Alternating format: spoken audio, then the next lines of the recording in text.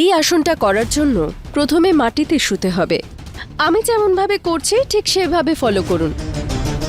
দুটো পাকে একসাথে জোড়া করে দুটো হাতকে নিজের শোল্ডারের পাশে নিয়ে আসতে হবে আর আস্তে আস্তে উপরে উঠতে হবে।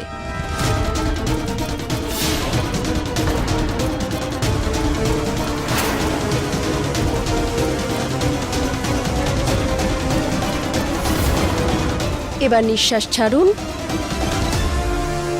দেখলে, আলিয়া সঠিক প্রমাণ করে দিল।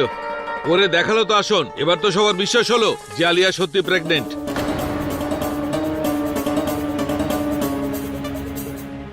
কি হলো গয়না? কেন আমায় তুমি মিথ্যেবাদী বললে?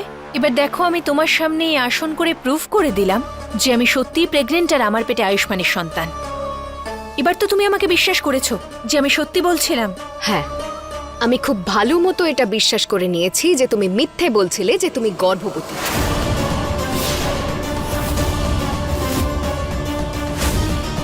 আর তুমি এটাও মিথ্যে বলেছো যে ডাক্তারবাবুর সন্তান তোমার গর্ভে রয়েছে।